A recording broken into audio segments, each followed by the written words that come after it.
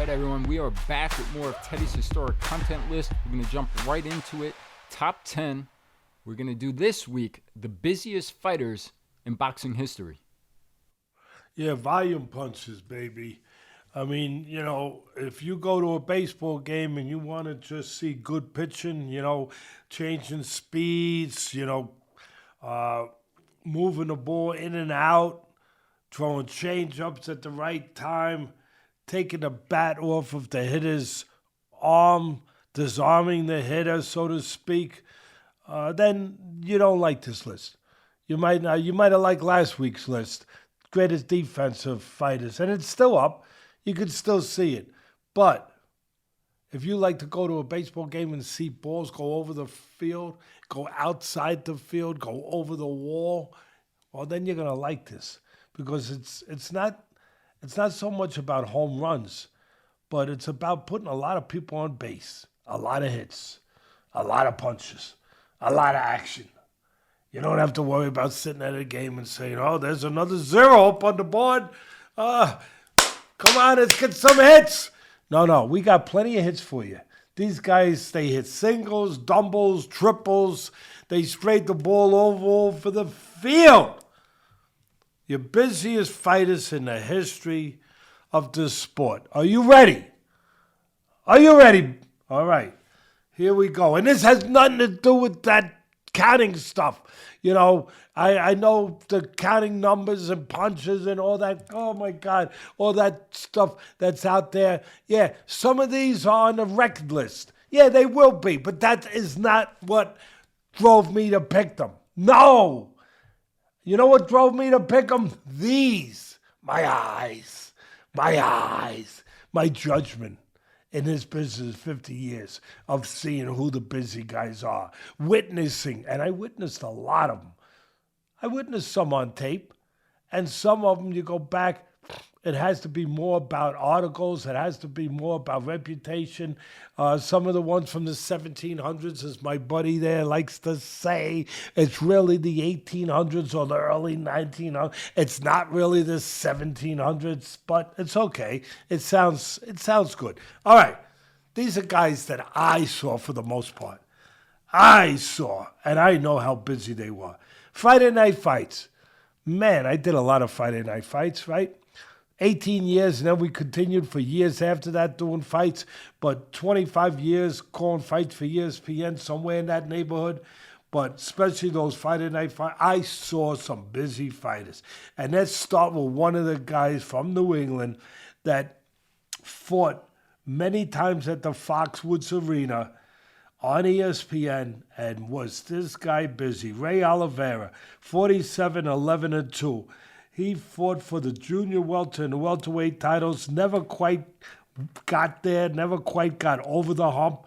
But man, he was a fighter with heart and busy hands. Like I said, I've called many of his fights. He drew 1,000,000 punches. 1,000,000 punches. Number 9. I just wanted to say, bud, one of my favorite fighters ever from Friday Night Fights era, Ray Oliveira. Well, that says a lot. That says a lot, bud. Because, how could you not like a guy who gave his all every time he got in the ring? Not a big puncher, not the most athletic guy, not the greatest defensive guy, but man, what a heart, what a engine. And the guy just, he gave it his all every time he got in that ring. And his all meant that he usually either came close or broke a punch number record. If there was anybody keeping track. You didn't need to keep track with Ray. He threw a lot because he did. Number 9, Crystal Ball Cruz. IBF featherweight title, 41-22-4. These guys named Cruz throw a lot of punches. You're going to see what I mean in a minute. Number 8, Leo Santa Cruz, 38-2-1, held 4 different weight class titles. Super bantam, super bantam, super featherweight. The guy was busy. Number 7, Brandon Figueroa, one of my favorite fighters today. Still active, just like my son. To what he said, one of his favorite fighters on Friday Night Fights when he was young was Ray Oliveira. Why? Because he brought it every night.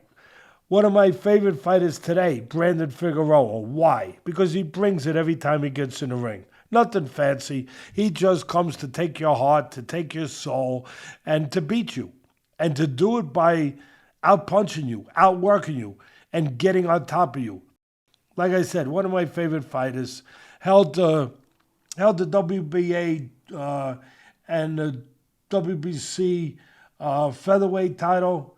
I think he held the junior. I think he held the WBA junior and the WBA junior, and then the featherweight title by the WBC. It doesn't matter. He has held titles in different weight classes. You got to go a long way to show me somebody who throws more punches than Brandon Figueroa. And you know what? I'm going to try to go that way. And it ain't easy, but I'm going to go with number 6. And it's not only about, for me, throwing a lot of punches. It's about doing it and being successful. It's about doing it at a high level of competition. And nobody did it better than number 6, Joe Calzaghe. Right, bud? I mean, come on. 46-0. Not only was he busy, but like I said, he did it with great fighters. And he never lost. Longest reigning super middleweight champion ever. He held the title for over 10 years, defended it 20 times. Number 5, Tommy Hurricane Jackson, 1951 to 1961. It wasn't enough for Tommy Jackson to throw one punch at a time, but he threw 2. Yeah, I said it right. Yeah, I did. I said it right. He said, the hell with this one at a time. He threw a double uppercut. Come on. He did. He threw a double uppercut, I'm telling you. Go back. You'll find it on there somewhere. You will. He threw a double uppercut, and he fought good fighters, top fighters. He fought the great Ezra Charles.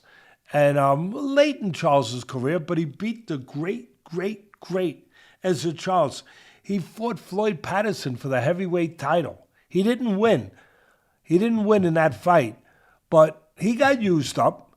I mean, you throw that many punches, you throw double uppercuts, yeah, I'm not going to lie. Sometimes your defense is going to suffer. You're going to take more risk. You're going to get hit more. But man, did he give pleasure to the fans while he was going good.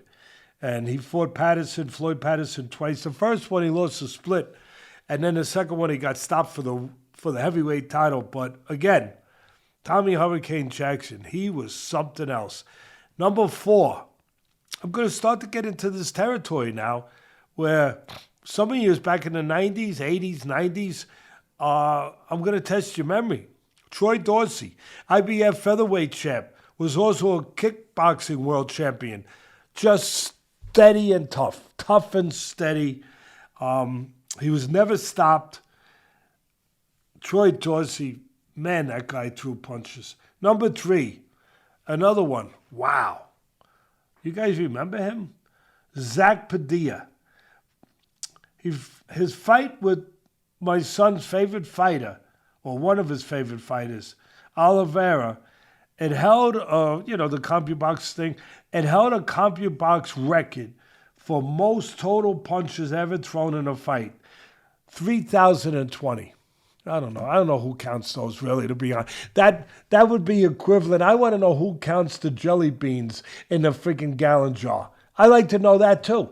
I want to know. When somebody looks at a gallon jar of jelly beans and says, yep, there's 8,221, no, 22 in there. Really? Really? Come on. Prove it to me. And don't eat any of them. Dump them out and prove it to me. I might eat one or two, throw the number off. I don't know, because I love jelly beans. All right, listen. At the end of the day, Zach Padilla makes Teddy Atlas's list because he belongs on that list. CompuBox verifies it, but I verify it. The guy never stopped. All right, number 2. Talk about throwing punches. Talk about doing it with effect. Talk about doing it with top fighters. Talk about it, doing it while you're great. and I say the word great again, great, one of the greats in the history of this sport. Not just the busiest, one of the greats in the history of this sport. Yeah, that's him. That's him. Henry Armstrong. I mean, come on. You got a nickname like Hammerin' Hank. You better be busy. You better be busy if you're Hammerin' Hank. And this guy, I remember Customato. I'm going to tell you a little story. And I think that's what you like about these lists. You get a little history from me. You get a little history, things you didn't know, and a little stories along the way. And here's a little story with this.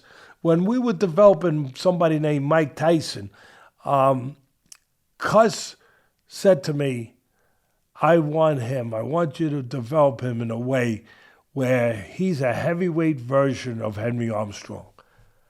That's all you needed to know. Yeah, that's what he said.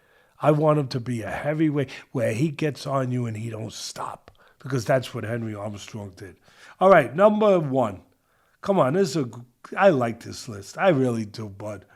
Number one. There could only be one number one. And it's hard to outdo Henry Armstrong, Hammerin' Hank. But if you're going to outdo Hammerin' Hank, you got to have a nickname called the Pittsburgh Windmill. Yeah, the windmill. The windmill outdoes the Hammerin', because a windmill don't stop. It don't stop. And, well, unless there's no wind. But there was always wind. Always wind when Harry Greb got in that ring. Harry Greb, middleweight champion, one of the great fighters of all time, 300 pro fights. Nothing else needs to be said. The Pittsburgh Windmill. And now I'll give you my quick honorable mention. There's always honorable mention in these lists. I always hate leaving somebody off, but you got to leave them off. You mentioned him during the podcast earlier in the week, and he's on the list. Emmanuel Augustus, 78 fights. One of my favorite fighters and characters in the sport. I caught his 2001 Fight of the Year versus Mickey Ward.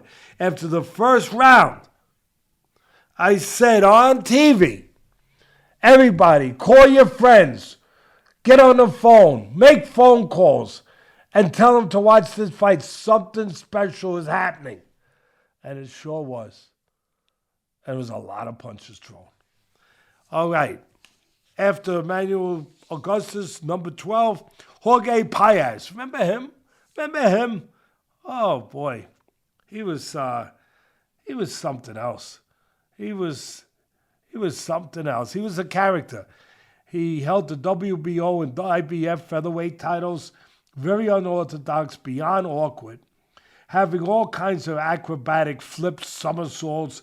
He grew up in a circus doing acrobatic acts, and he took that into the ring with him. He threw punches from everywhere, not just left and right field, but he threw some from the alleyways. I mean, I'll tell you a story about him.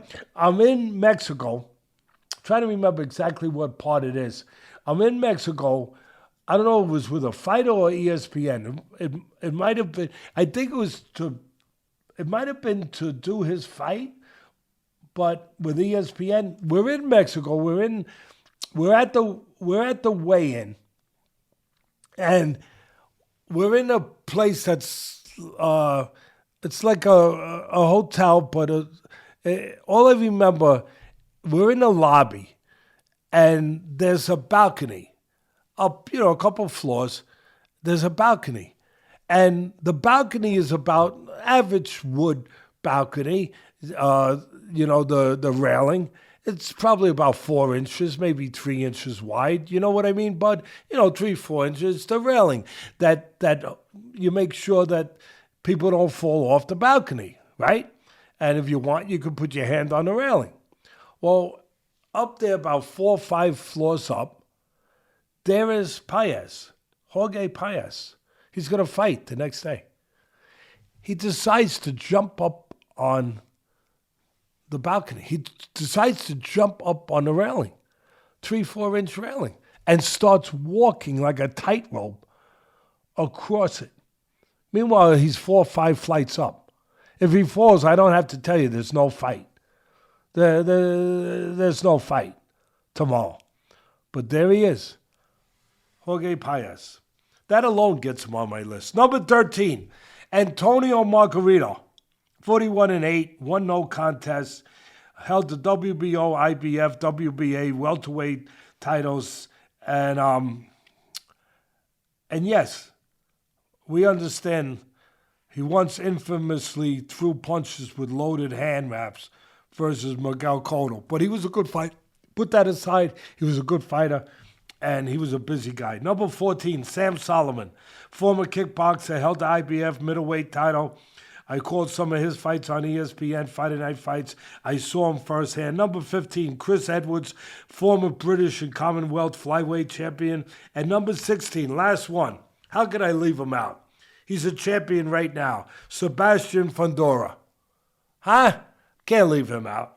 WBC junior middleweight world champion, starts with the never-stopping jab and leads to many combinations for the rest of the night. How's that list, bud? You like it? Yeah, I loved it. I always enjoy these. I really do.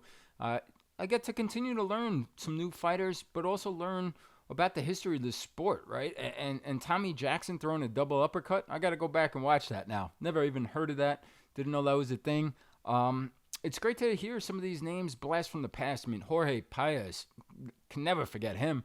I remember as a kid, that haircut, unbelievable. He was always fun, exciting to watch. You named a bunch of them, even hearing the names of Sam Solomon, all those fights, Friday Night Fights, fighting out of Australia. Sebastian Fundora, current one. I'll give you my current one. Subriel Matias. Matias has to be on there. I mean, nonstop. You're right. That's a good one. But there's one you're missing, and I'm shocked you're missing, and I'm staring at his name right over your right shoulder there. Marciano. Where is he? Yeah, The Rock, the Brockton blockbuster.